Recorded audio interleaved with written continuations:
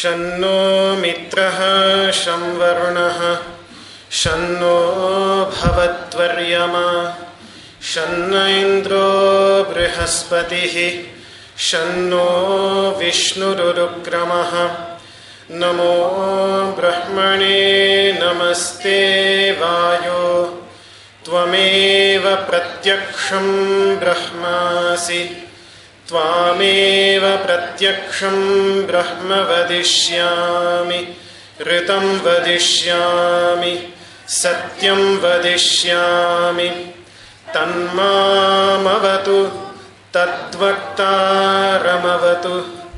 अवतु माम् अवतु वक्तारम् ॐ शान्तिः शान्तिः शान्तिः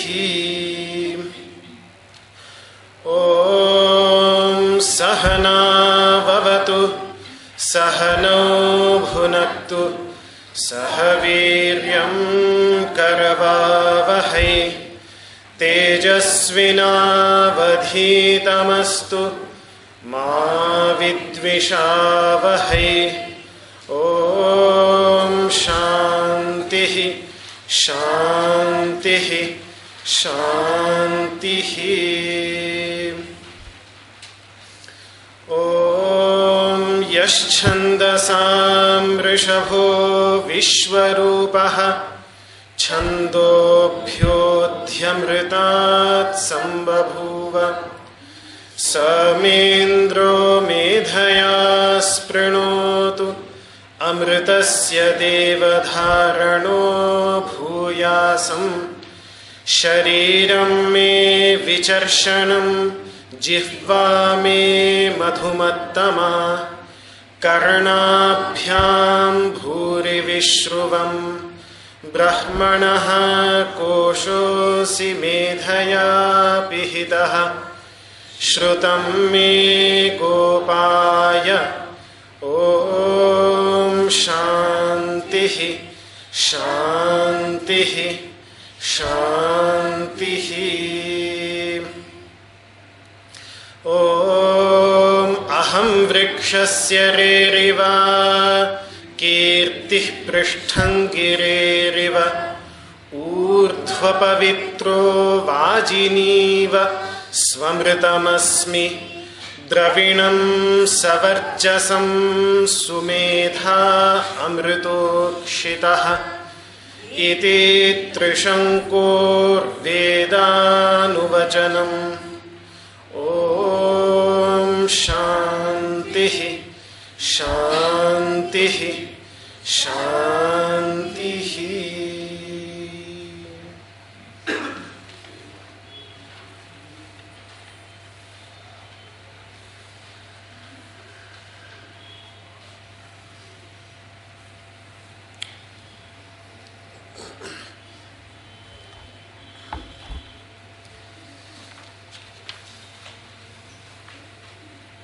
So in our previous session,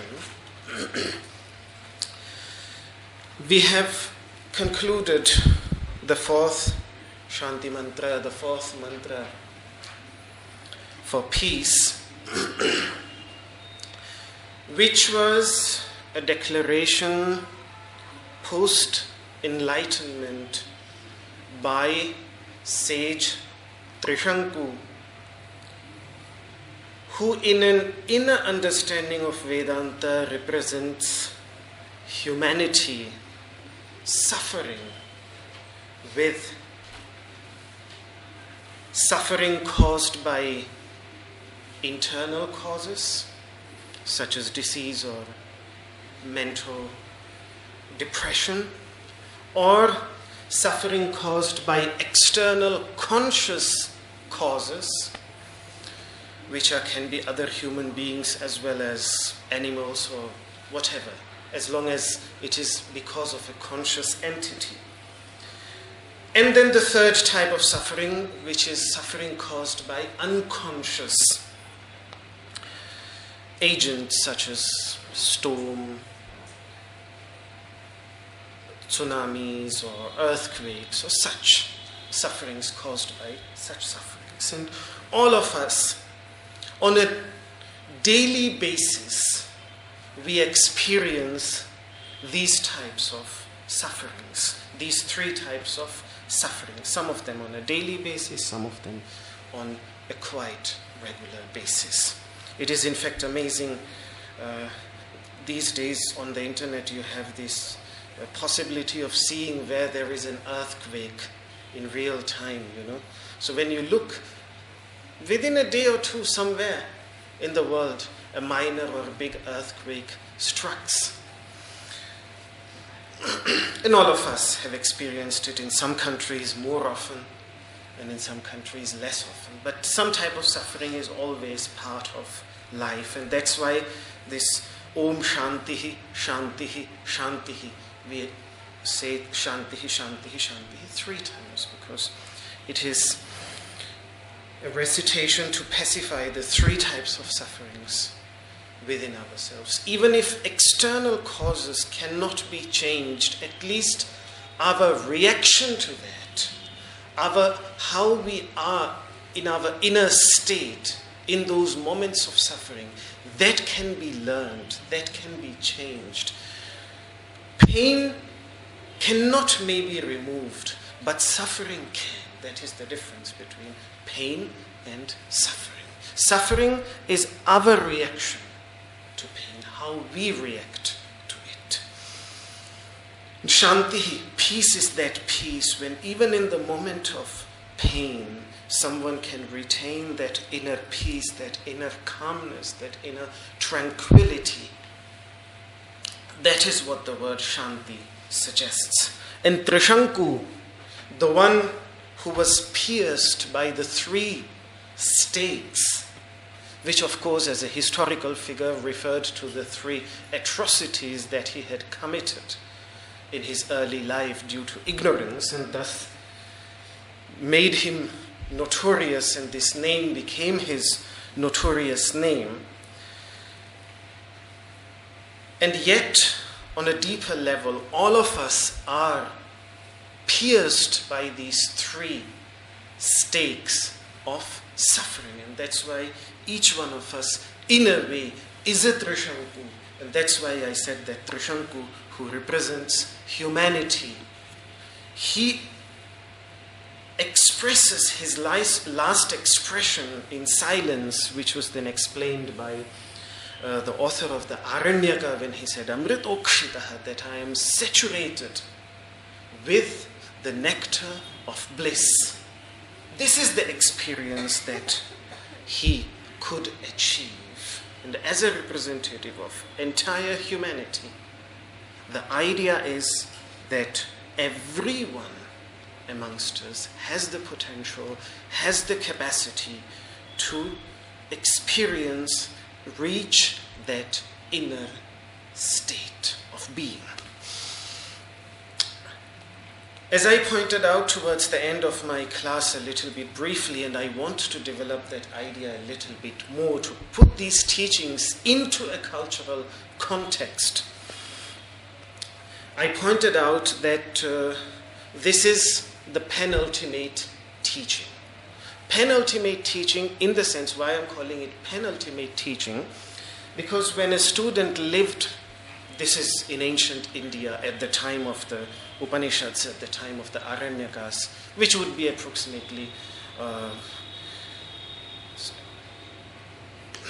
1,000 years before the Buddha up to the time of the Buddha. That is approximately the period of the Āraṇyakas and the Upanishads.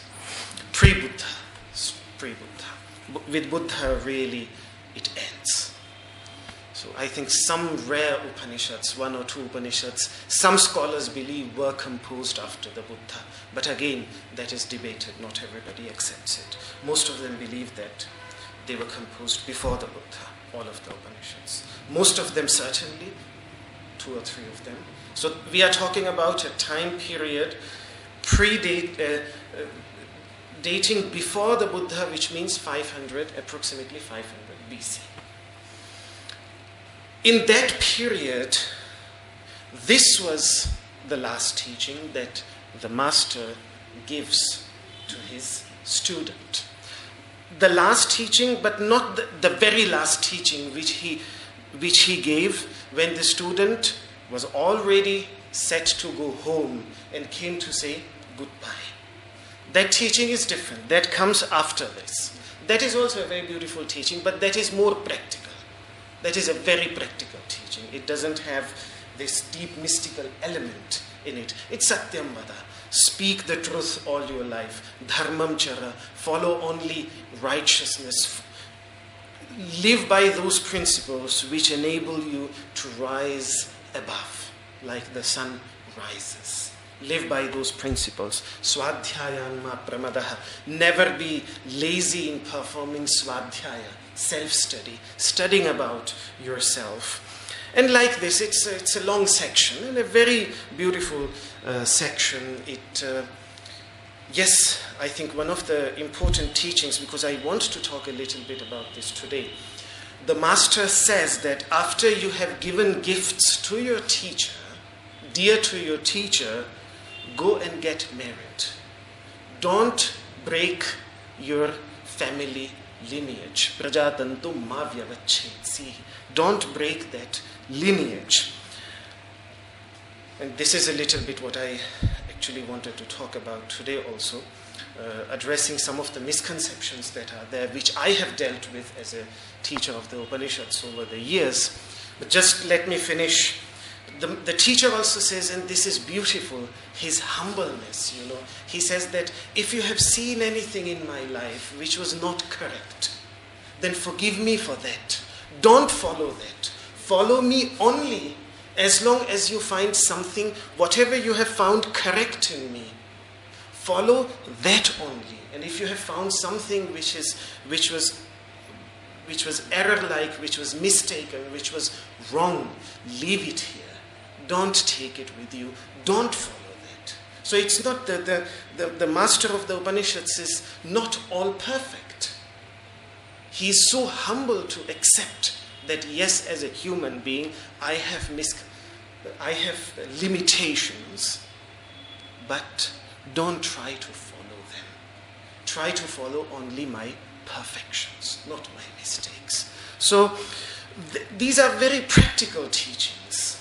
And they come really at the end, before the student is ready to leave. And then the student goes back.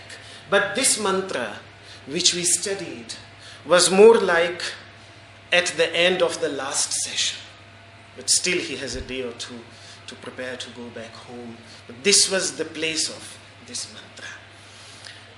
So as I said earlier also, that it was a mantra that was recited every day.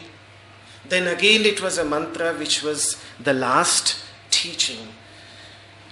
What is the message? What is the message? I think the most important message that this mantra gives is that wisdom is not what you have studied till now. That is knowledge. That is accumulated second-hand knowledge. But by giving so much importance to someone's first-hand experience, that a student was made to recite this mantra every day and then was taught this mantra as the very last mantra, to me it seems that the message that was given is that wisdom is not what you have studied till now. Wisdom is what you experience within yourself. That is true wisdom.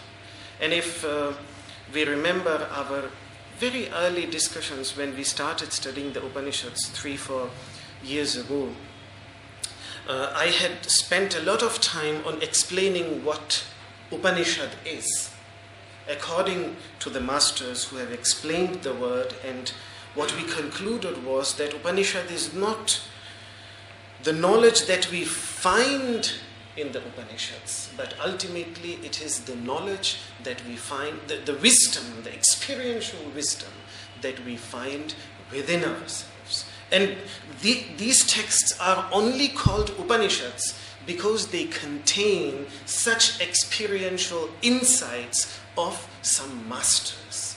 That's why it's a secondary application of the word. The primary application of the word Upanishad is experiential wisdom, the very living wisdom that arises within ourselves when we practice what these masters had practiced, and that is the practice of yoga, the path of yoga. Adhyatma yoga adhigamena devam. The Upanishads themselves use the word yoga.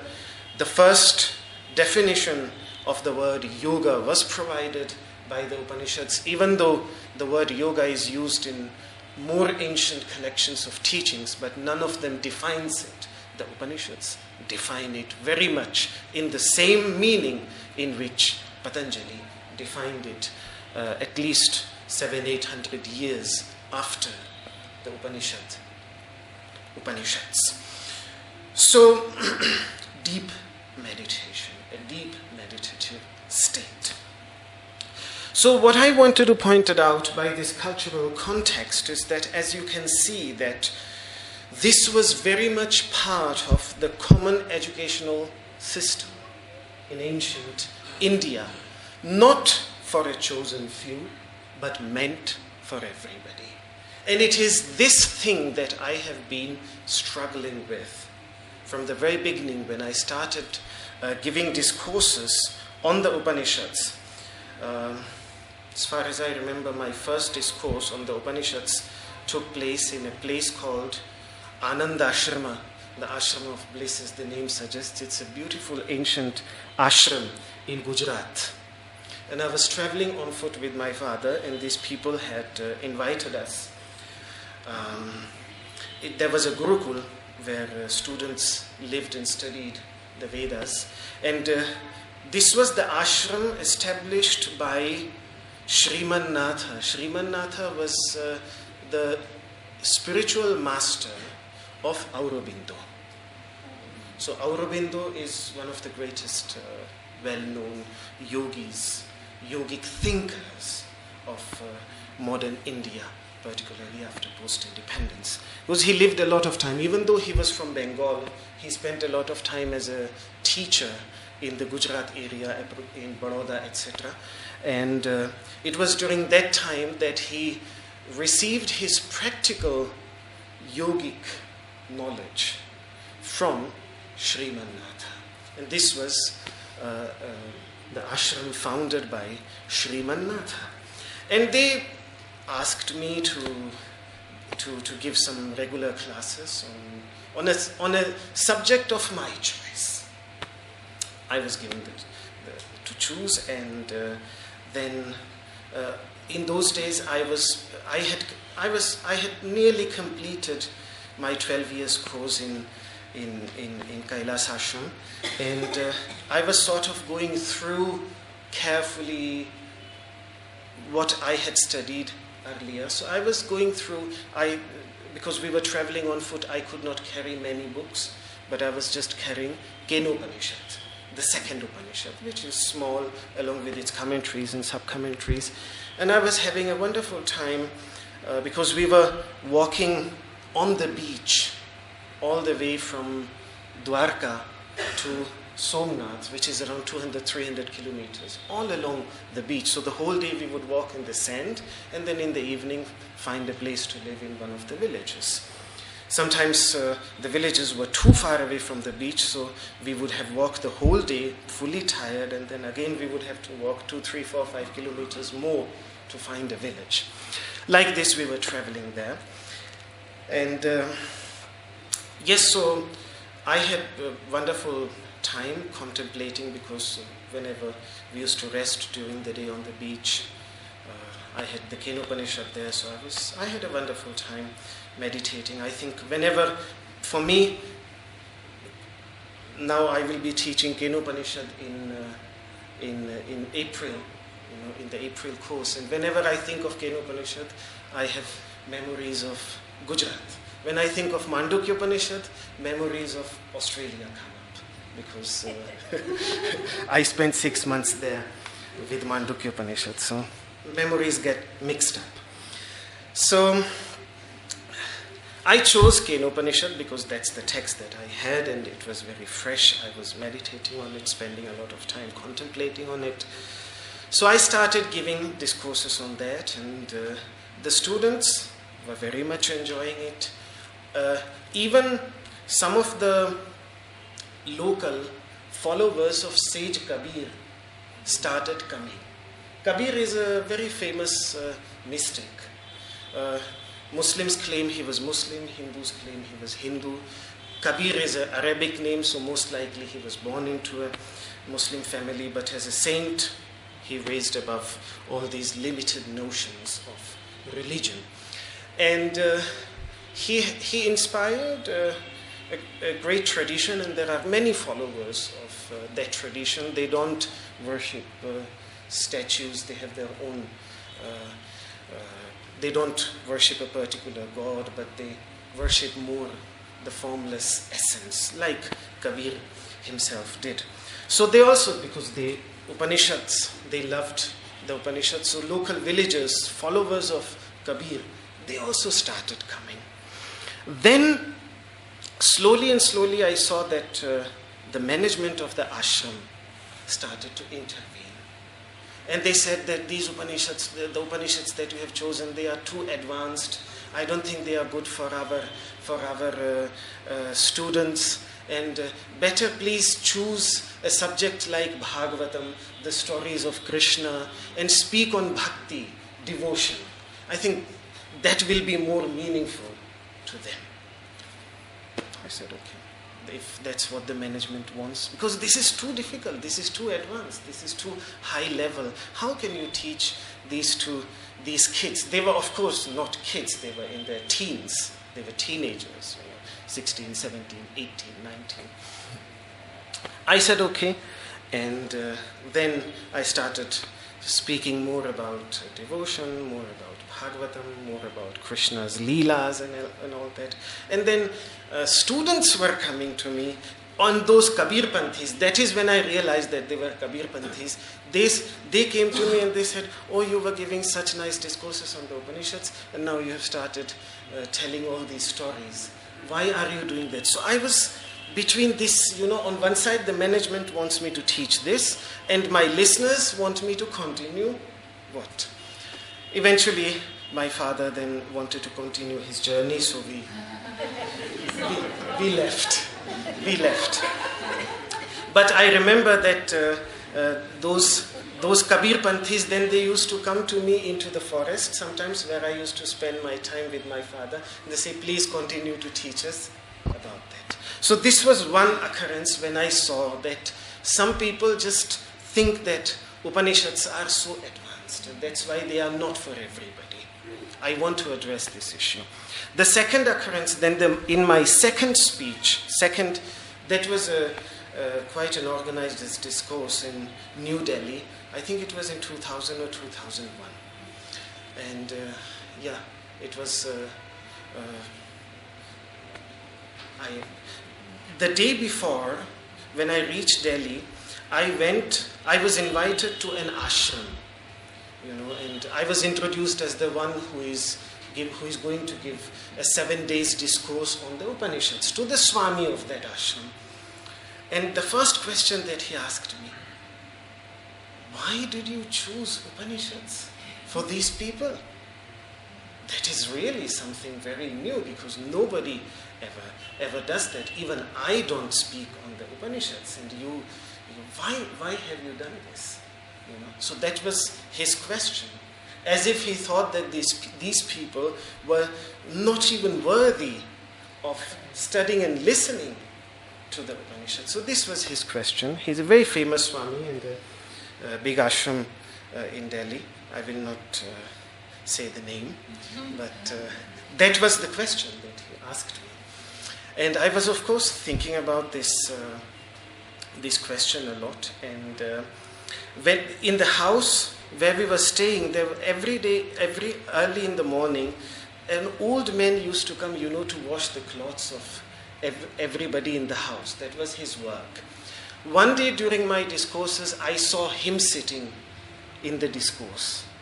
Somebody who lives by washing the clothes of others, by visiting their houses. I saw him. And then I told myself that today he has come. He came on the second or the third day to the discourse. And I thought, if he continues to come, I will consider that as my success. And if he stops coming, that will be my failure. And I'm glad that he continued to come till the end. An old man, completely uneducated, who lived by washing the clothes of others in a mega city like Delhi. And yet, he must have certainly found something meaningful for himself. That is why he continued to come till the end. So why does this misconception that the Upanishads only belong to a certain group of people, why this misconception has come? I think to some extent the traditions are to be blamed. And let me make this very clear that I'm deeply respectful to the traditions, because I have studied these teachings as being part of a particular tradition, and these traditions, I'm respectful to them because they explain it, the explanations and the deeper insights, all of them come through these traditions, and that's why these traditions, they are extremely meaningful. But at the same time, these traditions, in a tendency of trying to save the wisdom at any cost, also start creating boundaries around it. You should be allowed, you should not be allowed, you can enter, you can't enter, these sort of things. And we see that everywhere. In all religious institutions, in all religions, certain spaces are confined, they are not allowed, only he is allowed, she is not allowed, she is allowed, all these sort of who is allowed, who is not allowed, all these sort of things then come into existence. In this case, I think one really has to disregard the traditions. And I say it very emphatically because in this case, the traditions are completely at odds with the original teachings which they intend to preserve. These teachings themselves, you see, the traditions today have it that only sannyasis, only one who has renounced everything. Sannyasa means renunciation, somebody who has given up all his duties, all his worldly duties. Only they should study the Upanishads, and no one else. Such ideas are quite strongly there, and that is why we usually see only, wherever we see in India, it is mostly sannyasins, the renunciates, which you see as the monks in red, who study, most of them, it is them who study. But if you look at the Upanishads themselves, not a single teacher in the Upanishads themselves is a renunciate. Most of the dialogues are between father and son, Varuna, Bhrigu, or husband and wife, Yajnavalkya, Maitreyi. Uddalaka is the father, Shvetaketu is the son. Shvetaketu is an interesting person because usually when you take sannyasa, one of the mantras that is given while taking renunciation is Tattvamasi, you are that. And after that, he becomes a renunciate, he becomes a sannyasin. Shvetaketu, who was the first one ever to hear this mantra, not once but 9 times from his father, eventually continued to get married and then had many children. That is the story of Shvetaketu in the Mahabharata, as it suggests. So, it's very clear that the Upanishads themselves, they are very much part of the household life. When we look at the internal evidence of the Upanishads. In fact, there is only one bachelor teacher in the Upanishads. His name is Raikva. Unmarried. By bachelor I simply mean unmarried. Most likely he was unmarried because his wife had died. And then he was renowned to have a very certain type of wisdom. I will not talk about that. It occurs in Chandogya Upanishad. When a king heard that he has this knowledge, the king came to him and he said, no, I'm not going to give this knowledge to you. The king somehow realized that his wife has passed away, so let me find a wife for him. So then the king presents his own daughter to him. And the word there is that after lifting up her face towards himself, this is a literal translation of the Upanishadic word, that after he lifts up her face and looks at her, only after that he imparts the teaching to the king, to the father. So my point is to show, why I'm saying this, to show that originally these teachings were very much part of the household life, everyone's life, not only a particular group. That is what the internal evidence in the Upanishads suggests. The only unmarried people that we come across in the Upanishad, the only one truly unmarried person that we come across in the Upanishads is a lady called Gargi. Gargi. She's Avadhutani. She's unmarried, and she was one of the 9 gems at the court of King Janaka, and a very strong woman.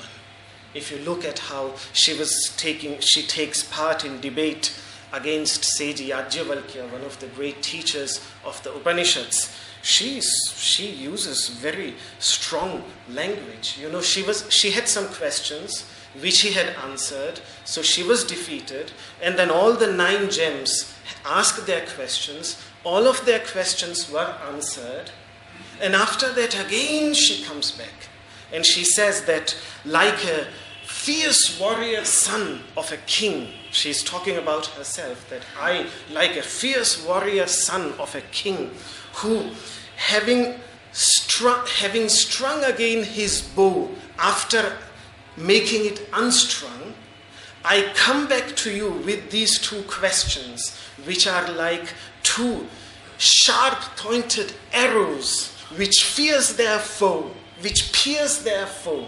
Such questions I ask you. Like this, very, very strong woman. That is how she is talking in the court of Janaka to one of the, in fact, to the teacher of Janaka, to the teacher of the king, in front of him, in front of whom the king used to bow down. So the whole country is bowing down in front of the king. That king is bowing down in front of sage Yajur, and she is talking to him like this. And what he can do, he refers to her as, when he, in his speech with her, then she says, can I ask? He says, yes, you ask.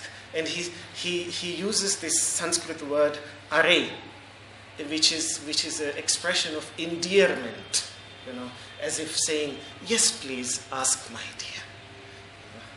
So, we find that she is the only one who is unmarried. Again, something that today in India, everybody wants girls to get married. The moment they are 18, 19, 20. In India, we can't even think of. Now it's coming. But see, here was this lady, highly respected, completely unmarried, and so strong.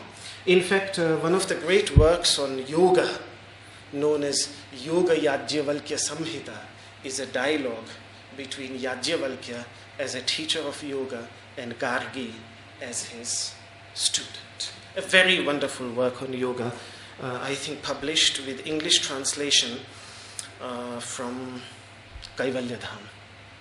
Because Kaivalyadham has researched such rare texts on yoga and has published them. And it is one of those texts that logically, step by step, tries to show how the later stages of the eight-limbed path of yoga are nothing but deeper stages of pranayama. So dharana, dhyana, samadhi, pratyahara, all they are just deeper stages of pranayama. That is what Yajnavalkya tries to. That is what stood out for me when I was looking at the text briefly. Over the centuries, many such great female mystics have come into existence in India. For example, Lalleshwari from Kashmir Shaivism, 11th, 12th century. She's a great name, and her teachings, if you look at them in English translation, are very universal, and sometimes very much breaking away from the common beliefs and really standing up for.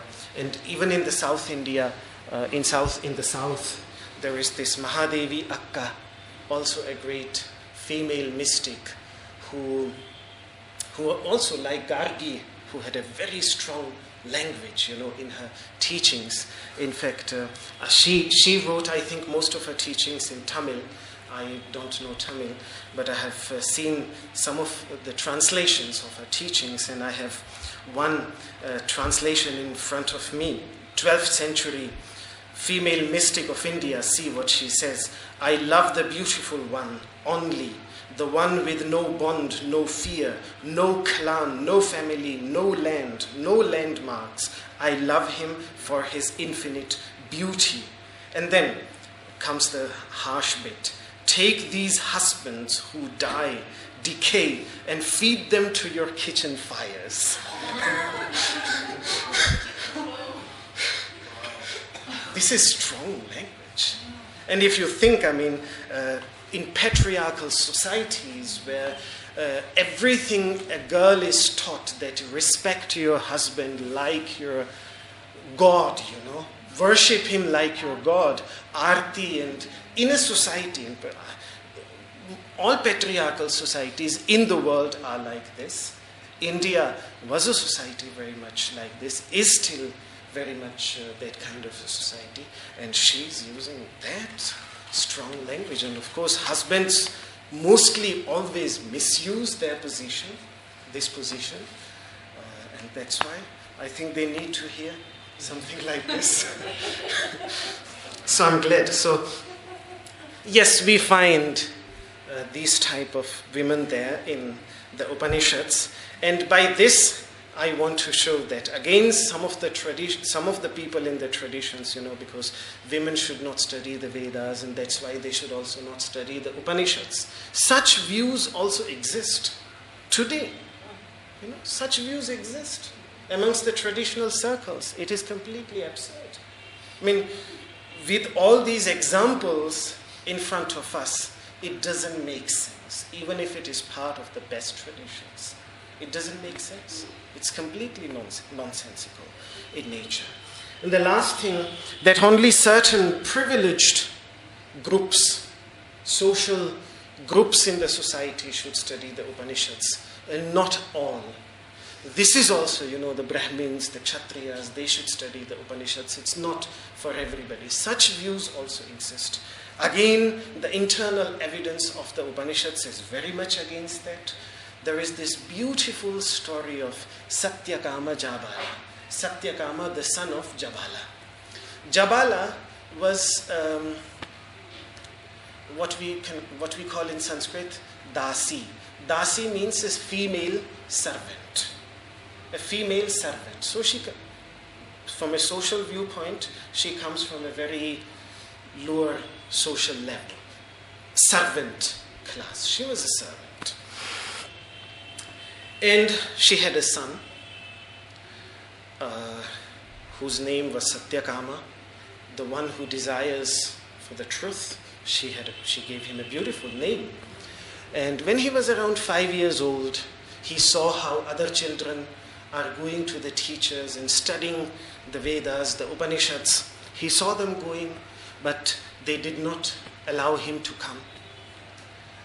Then eventually he went to the teacher, and when he went to the teacher, then the teacher also asked him the simple question, who are you? What is the name of your father? What is your family? He wanted to know everything. Satyakama didn't know much about his family. He ran back to his mother and said, Mother, I went to that Haridrumata Gautama was his name, the name of the teacher, Haridrumata. I went to Mr. Haridrumata Gautama. The same surname, they have the same surname like the Buddha. Gautama Buddha and Haridrumata Gautama. Interestingly, the same family surname, I don't know for what reason, but the same surname is there. So I went to him. She said, oh, why did you go to him? Mother, I saw other children going to him to study. I also wanted to study. Oh, but why did you do that? You should not have gone there.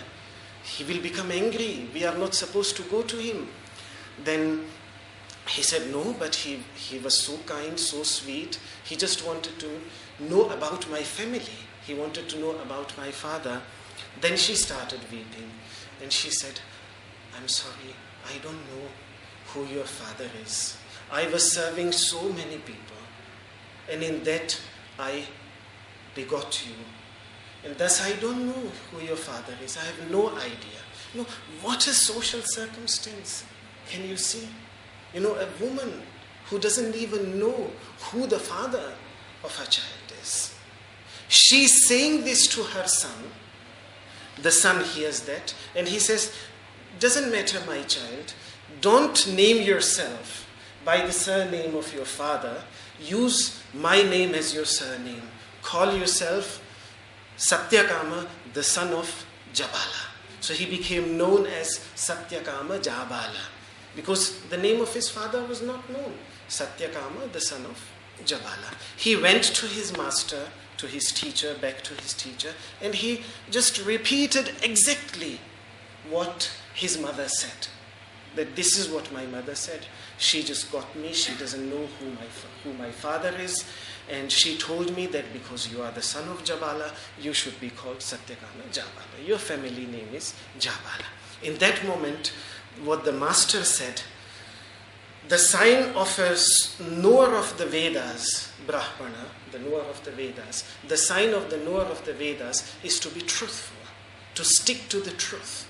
You have remained with the truth, even though it was so unpleasant. Your mother remained to that truth. That's why you deserve these teachings like everyone else. Come and let me teach you. And then he receives the teachings, and he does not only receive the teaching. Later on, we find him to become a great teacher himself. So great that he becomes like the principal or the head of an institution which was teaching many students. So later on, he had many students. So we find him as a very humble student with a very humble beginning, and then we also find him as in the later stages of the Upanishads as a great teacher of the higher truths, who imparted these teachings to many. So my point by telling you all this is that if ever we come across someone who tells us, but why Upanishads? How come Upanishads? Then we should keep these things in our mind. Yes, why sannyasins? Why monks? They took sannyasa, they renounced everything so they can dedicate their whole life to the study and contemplation of the Upanishads. So for them it is a must. For them it is a should. For them there is no choice.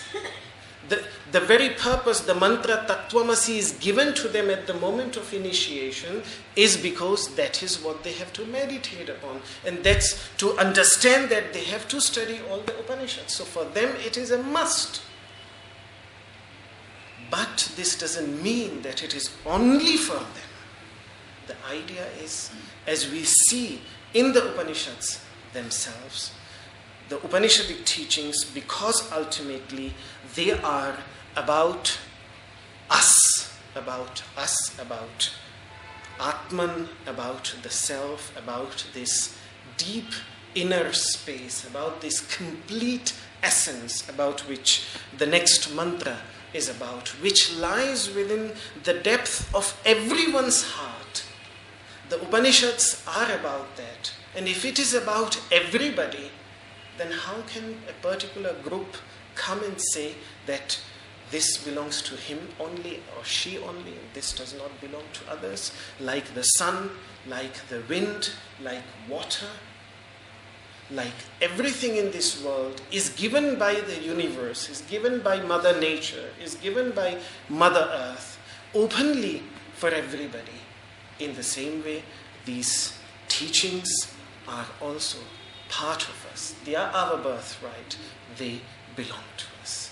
This is how I see it. And that's why I don't care if some narrow-minded people say that why are you studying the Upanishads? Why are you teaching the Upanishads? Or this and that. Such things. So I've never talked about this till now. Yes? Can it be because in the end they speak about detachment? Yes. Yes. Yes. Would that be why the householders wouldn't, encourage? Yes. The very first, because as we saw in the very first Upanishad, the very first mantra, how does a person acquire Śānti? No, that's not in the first mantra. In the Bhagavad Gita, in the 12th chapter, Tyagat Śāntiḥ Anantaram. Śānti, peace, comes by renouncing. And the first mantra, which I just mixed up the quotation, but the first mantra also says the same thing, that nourish yourself through renunciation. Because this path is a path, this is a very counterintuitive path. What we think, we think that enlightenment, deep wisdom comes by accumulating a lot of wealth, accumulating a lot of radiant wealth, which means knowledge. But here the message from the very beginning is clear, that what they are talking about is not gained by accumulating something, but by renouncing, by giving up. Now, the problem is that, that is an institutionalized system of renunciation. Institutionally, you renounce your family duties, and all that is fine. But again, the ideal has never been that. Even if we look at the Bhagavad Gita, the 3rd chapter, Shri Kṛṣṇa gives the example of King Janaka, who, being fully enlightened, sage, did not leave his kingdom. He very much was governing his kingdom, but with complete detachment. So, again, even there, ultimately it is not about external renunciation, but it is about internal renunciation, which is the most important thing. Because if we only speak about external renunciation, I often say that I have met so many, monks who tell you how much they have renounced in their life. I was an engineer. I had passed these and these educational qualifications, and I was on such a high post, and I renounced everything, and here I am in front of you without everything. How great. So they are carrying all that with them. My teacher, Swami Vidyananda Maharaj of Kailas Ashram, he used to say, they come out of the toilet like somebody saying, that this is how they are speaking, that this much. Why you are giving so much importance to what you have renounced? Why you are carrying it forward? The very message of renunciation which the masters give, tyaja dharmam, renounce righteousness, tyaja dharmam adharmam cha, renounce evil with the help of righteousness, but then also renounce righteousness. Don't get stuck to that. Tyaja dharmam adharmam cha, ubhe satyanrite tyaja, renounce lies by sticking to the truth. But then also the conventional truth has to be renounced by understanding the higher truth. Ubhe satyanrite tyaktva, after you have renounced the truth and the untruth, after you have renounced everything, renounce that also through which you have renounced everything, which is that ego of renunciation, that I have renounced it, I have renounced that, and all that. So even that has to be renounced, and that is the most difficult thing. So renouncing a few thousand or a few $1 million is an easy thing. But then to renounce the identification with that is a difficult thing. That is the difficult thing. And somebody who is stuck in physical renunciation, for him that physical renunciation can become a trap if he is not aware that he has also to renounce the identity with that. Then he will just carry on. Like most of the monastic traditions, all the monks, they tell how great they were before. Then if that life was so great, why did you come? But that is what they do so often, just to show how great they were, because they have renounced all that. The ideal again of the Upanishads and of the Bhagavad Gita, because Sarvopanishado Gavo Dogdha Gopalanandanaha, all the Upanishads are like the cows, and the Bhagavad Gita is simply the milk. It is the essence. The Upanishads are big. The Bhagavad Gita in 700 verses. Shri Kṛṣṇa brings out the quintessence of the Upanishads, the very quintessence of the Upanishads. There is nothing new in the Gita. Everything is in the Upanishads, just Shri Kṛṣṇa has presented it as a quintessence, as the milk of the cows. And there, his ideal of a self-enlightened sage is not someone who has renounced everything and left everything, but someone who is fully engaged in the world, but with the sense of renunciation. That is the ideal of the Bhagavad Gita. That is the sannyasi of the Bhagavad Gita. In fact, in the chapter on yoga, in the 6th chapter, the first shloka of the 6th chapter, Anashritaha karma phalam karyam karma karoti, someone who performs his duties without being attached to their results, sa sannyasi, he is the greatest sannyasi. Sa yogicha, and he is also the great yogi. Naniragnihi, not someone who has blown out his fires. And this is directly a criticism of institutionalized sannyasa. Because what they do when they become a sannyasi, when they become a monk, they blow out their fires. Because in Indian traditions, like also in the Zoroastrian traditions of Iran, perpetual fire was part of the family. In fact, the master, the head of the family was a representative of the fire which was kept constantly burning in every household, known as Garhapatyagni. But once you died, you extinguished that fire. Your body is burned in that fire, and then that fire gets extinguished. Because institutionalized sannyasa is the same as death. It is, in fact, the whole ritual is only about dying, on the death rituals. So they extinguish their fire, and that's why in India sannyasis are never burnt. Everybody else is burnt, but sannyasis are buried. They are given earth burial or water burial. They are never burnt because they have no fire. They have extinguished their fire.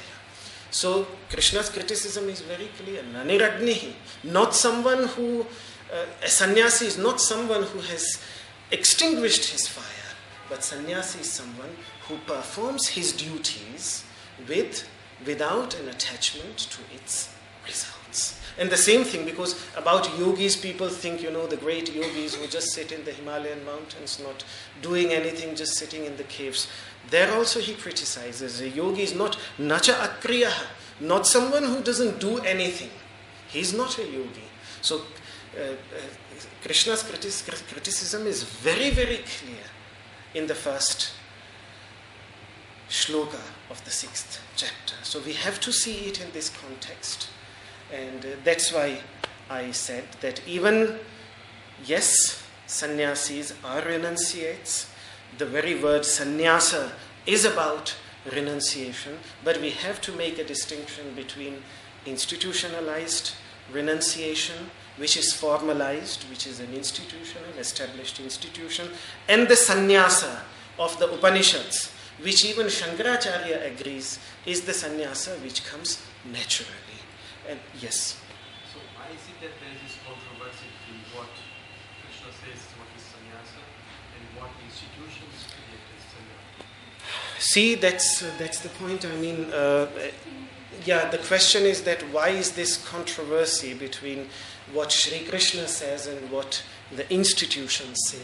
I think institutions, it's the same story for all institutions.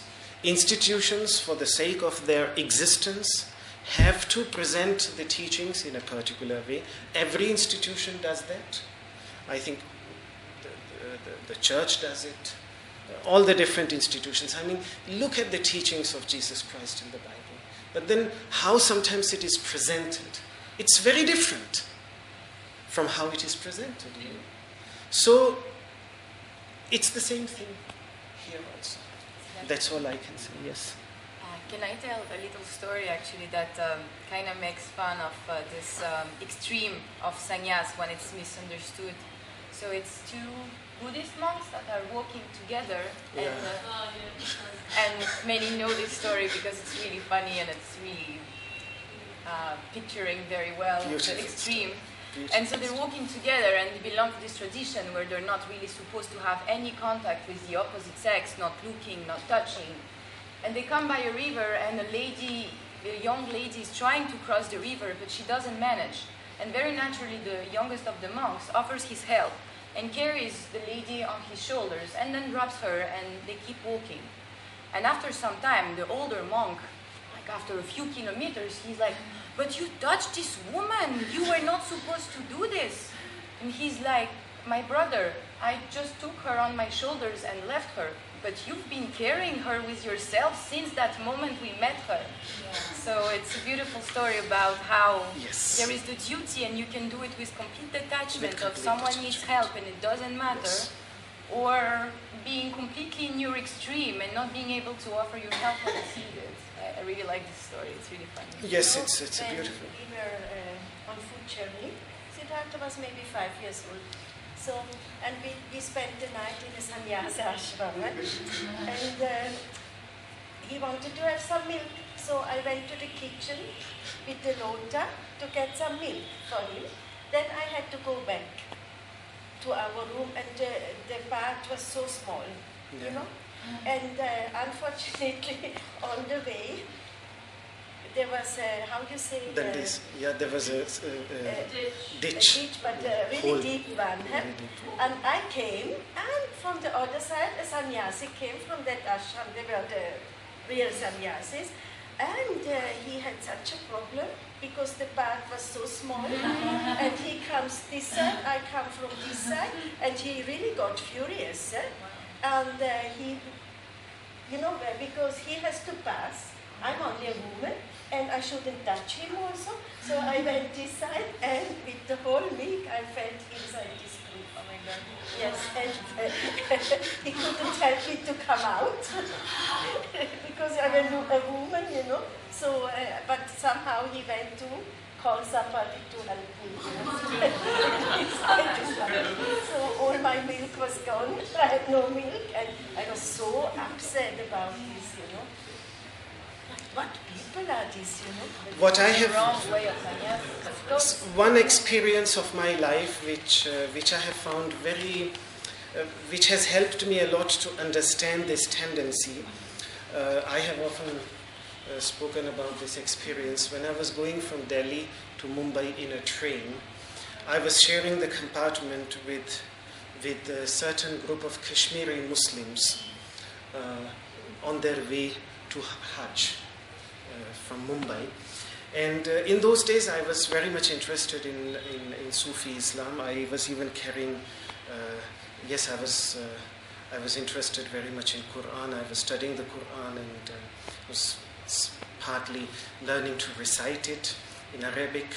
And so there was this very elderly, he was very radiant and very nice and very kind, Maulana, Muslim priest.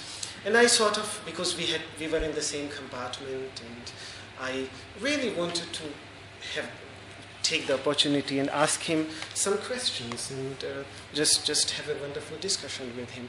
And I approached him. We started having wonderful discussions. He was enjoying the discussion. I was enjoying the discussion, and we were having a wonderful time. And then some of the other people, they started to say something to him in Kashmiri language. I don't know what. But that started becoming a little bit heated. And I don't know what it was. And then one of them spoke to me in Hindi, and he said, do you know what you are trying to do? Your mind is like the leg of an ant, and with that you are trying to fathom the depth of Islam. That is what you are trying to do. Don't do that. This is a. Then comes another Muslim brother from the same compartment elsewhere. He was from Lucknow. He was not part of the Kashmiri group, and he came and he said, you know what? And I was hearing them. He said, you know what these people do? They make such discussions, and then when they are amongst their own groups, they start using the knowledge that you have given to them against us. That is what they do. And that's why you should not discuss with these things. Okay, the Maulana sort of, he also became quiet. I also left. It became a little bit heated up, because then one of them started saying something bad about Rama and Sita, and then one Hindu member in the party, he said, how can you say that, and so it was a little bit a heated discussion, and I sort of a little bit got frightened that this is not good. So I just went back, and I was very kind, but I was a little bit frightened. But the next day in the morning, when I went to the bathroom, and the same Maulana, he was coming out from the bathroom, he put his hand on my shoulder and said, I love your spirit of inquiry. Please continue with that. So see, those people, they were Muslims, but they didn't know their teachings. They were just narrow-minded. Here is someone, he had the Quran by heart. For every little thing he was quoting the Quran. And he was open-minded, and that shows me. So it's not about a particular religion, but it's about the kind of mentality that people have. The less they know, the more narrow-minded they are. The more they know, the more universal they become. So it is the same in all religions, in all traditions. There are always those less, the kind of sannyasis, that you talked about. They are the ones, they just stick to the rules, but they don't study, and then there are also other sannyasis like my teacher, who taught me these Upanishads, the head of Kailasashram, the head of thousands of sannyasis, who must have in his life initiated thousands and thousands of sannyasis. And yet he was so nice to my mother, more than my father. He was nice to her. Yes. And when she had her accident, when he was invited into our ashram, he did not go into the ashram, he did not meet the head of the ashram, but he first went, outside, when he was welcomed by everybody there. It was a big welcome for him, because he had a very honorable position. The Hindu political leaders were also coming and sitting at his feet. He was that kind of person.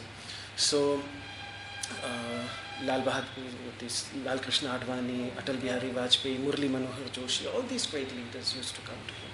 And so it was a big welcome in our ashram. They wanted to take him into the ashram. He said, no, first, where is Siddhartha's mother? Mother, I want to meet her. So then he went into her room, met her, because he didn't see her after the accident. She was completely bedridden then. So that is another type of, also sannyasis. So you see, even there are these two groups. One group which he said, and then there's another, the wise one. So we have always to be with the wise one, open-minded, welcoming everybody. And then there are also those ignorant groups which stick blindly to the established rules which were created to preserve. Even those Muslim brothers who were so unkind with me, they were just trying to save their own tradition, that's all. They didn't mean anything bad. They just wanted to save it, because that is what they understood. So in the same way, the sannyasi that behaved towards Mataji like this, he was preserving his own tradition, his own rules and regulations, that's all. But he could not raise beyond it, because he did not have a vaster outlook. What the Upanishads say, dirgham pashyata mahrasvam. Don't look what is close by. Look into the distance, which means have a grander vision. When we look at a map, we have a grander vision. Google Earth, grander vision. When we sit down here, it's a very limited vision. We just see what is around us. So the Upanishadic masters always inspire us to have a grander vision, not to think in terms of a member of a particular group, a member of a particular city, a member of a particular nation, but as a citizen of the world. That is the grander outlook which the Upanishads themselves promote. It is again in one of the post-enlightenment. Yes, you asked me if there are any vedānuvacanam, and I could not answer that question. Now it comes to my mind. In Upaniṣad, in one of the Upanishads, this beautiful saying that Ayam nijaha, this belongs to me, he belongs to me. Paroveti, he doesn't belong to me, he belongs to another group. Such are the considerations of those who have a tiny little heart. But those udāracaritānaṁ tu, those whose heart is open, whose heart has become vast, udāracaritānaṁ tu, vasudhaiva kutumbakam, for them the whole vasudha, the whole earth becomes like one kutumbaka, becomes like one family. Politicians today in India quote it so much. Everybody seems to know this. Ask anybody from where it has been quoted. Nobody will give you an answer. Nobody even knows that it comes from Upanishads. Forget about knowing that it comes from Upanishad, the great Upanishad. But it is a well-known verse, and it is a beautiful verse. At least that part, Vasudhaiva Kutumbakam, consider the whole earth as one family. So this is where these insights lead. And can there be any limitation? Can there be any party politics? Can there be any grouping in such a mentality? In such a mentality, the humanity is one single family. The earth, not only humanity, but the whole living world is one family. And it is with these noble principles that these teachings were imparted. And how can somebody limit these teachings? It is a sacrilege against the spirit of these teachings to say that they belong. Is sacrilege the correct word? Yes.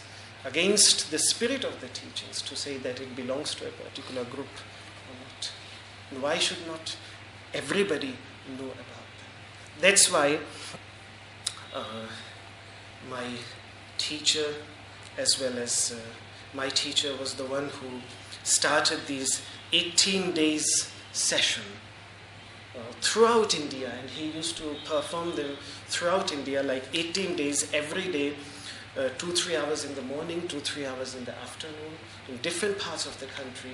He used to teach all the 10 Upanishads to everybody and anybody who used to come to those sessions. And he performed these sessions all over the country. Every year here in Rishikesh, I have attended many, many of these sessions with him, and he used to perform them wherever people used to call him to have these sessions for 18 days.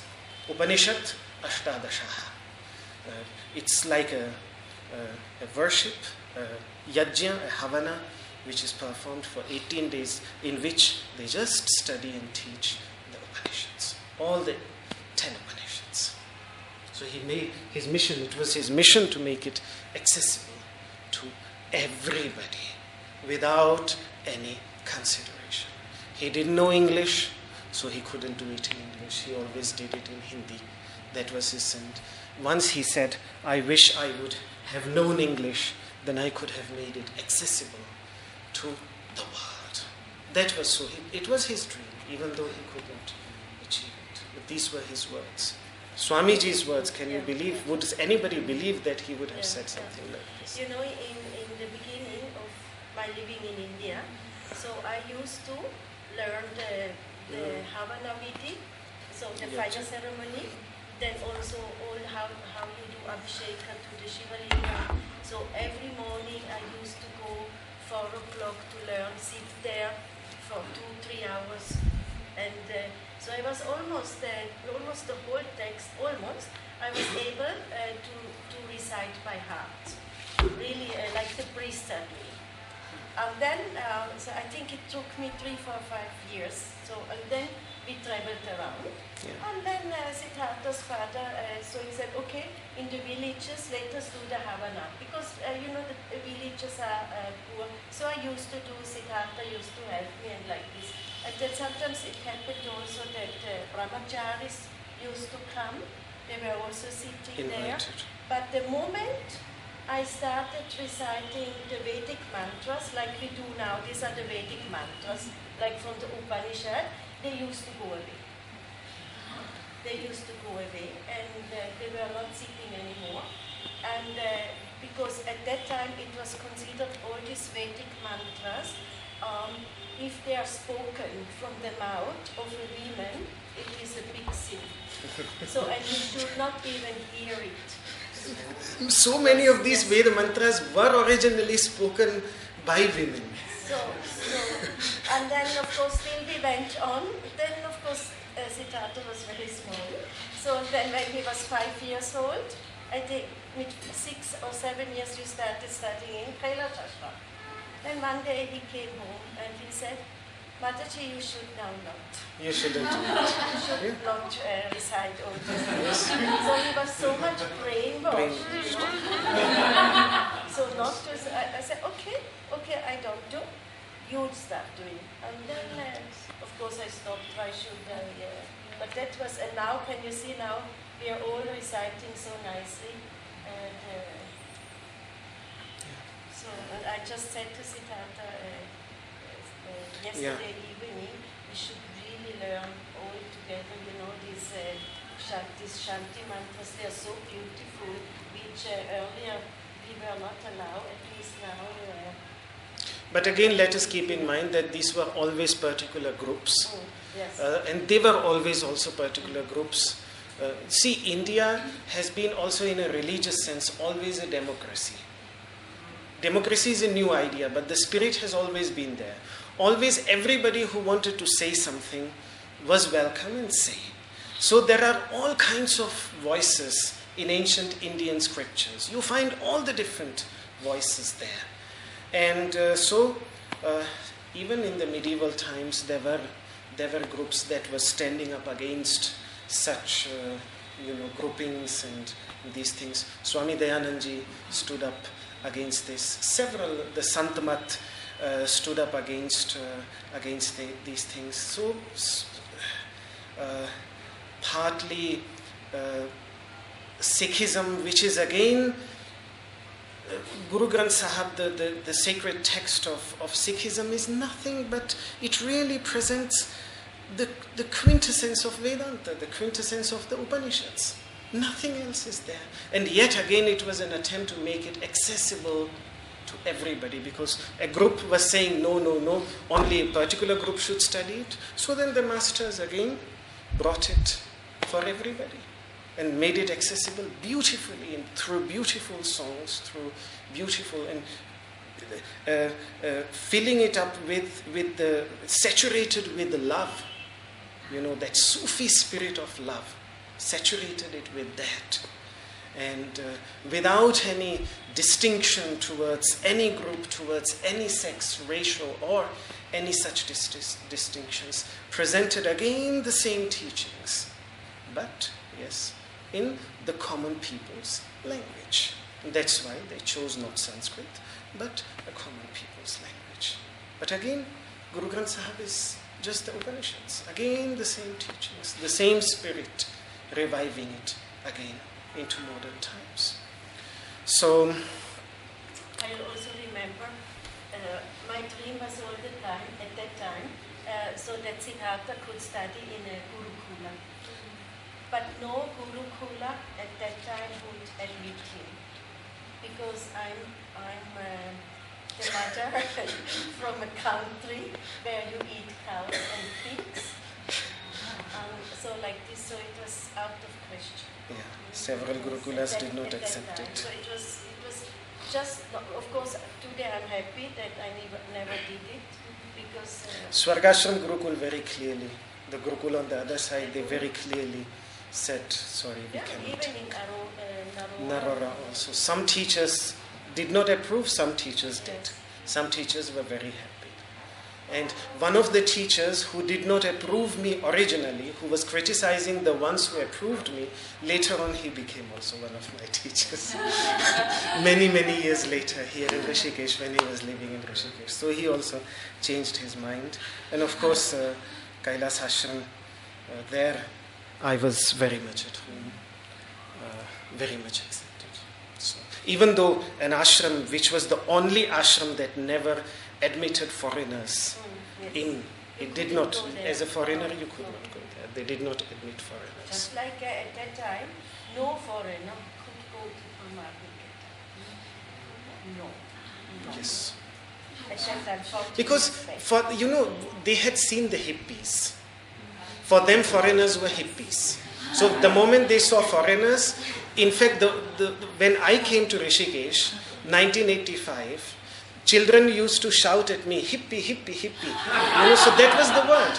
So initially also I thought that hippie is the Indian word for foreigner. So with that experience, it makes sense. So Kailas Ashram was, even now they are less welcoming unless they know that somebody is really, but not for tourists, because I think that's one of those ashrams that still does not want to get involved into making money through tourists. They want to make this very clear that we are not interested in that. In financial problems now. They don't care. Yes. They don't care. They don't care. But they don't. It's not a rich ashram. All ashrams are very rich, but that is the ashram which is, for that it is highly respected. That they don't take financial considerations. They very much stick to the tradition. Even now, even today. Even though nobody will stop now if we go there, but most likely nobody will speak if you go there too. Most likely. I don't know. I've left now 2007. I left from there, so I don't know. But now I don't know how things are right now, but up to 2007, that's how it was. Anyway, I think we should think of the time and finish it. Yes?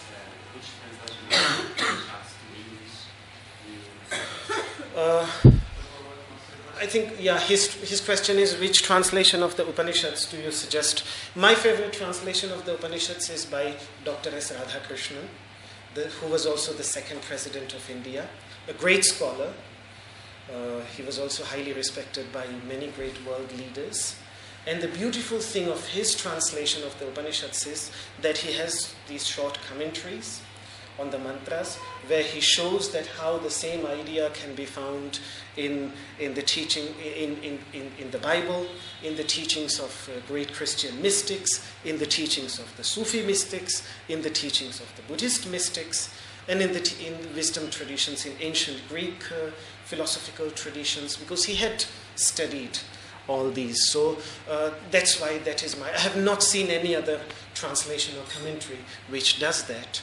And that's why my only favorite commentary and translation is that one. And the dramatic form? The dramatic form, there is another form which presents the teachings of the Upanishads in the form of a play, a story-like. I have not read that book myself, but I think it's a very easy. I don't know if it has that universal approach, which I find beautiful of the Upanishads and of Dr. S. Radhakrishnan's commentary, because he maintains that. I don't know if it has that. I have not read it, but it will be an easy approach. It's a nice book. You have read it, so it's a nice book. It's here. It's in the shop. Both are here. Both are here. It's just dramatics from all the 10. Yeah. Yeah. Dramatic retelling or something like this. I can show you later. Dramatic version of the 10 Upanishads or something really like nice, this. Yeah. And it has pictures and like this, drawings and then of course Dr. Radhakrishnan is also. Dr. S. Radhakrishnan is a scholarly work and a very universal in its approach, all embracing in the real spirit of the Upanishads. And he was a great scholar. Again in the same tradition in which I received my education, and he was carrying that spirit of universal acceptance embraced by Swami Vivekananda, by all the great harbingers of yoga into the West, like Swami Vivekananda or Mahatma Gandhi. They all had that universal spirit of the Upanishads. He continues with that. He became the second president of India also, and who converted most of the presidential estates into world libraries. So there are world libraries, huge libraries in presidential estates everywhere. We've got all the books. And great scholar. So,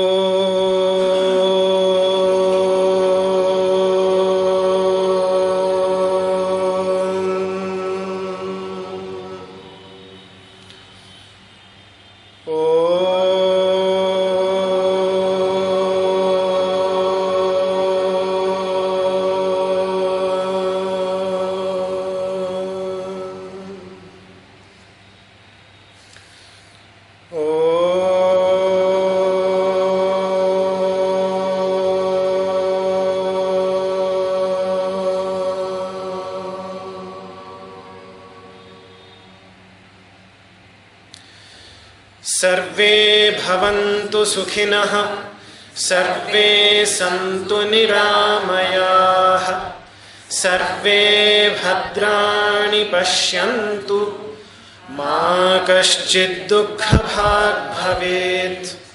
ॐ शान्तिः शान्तिः विश्व शान्तिः।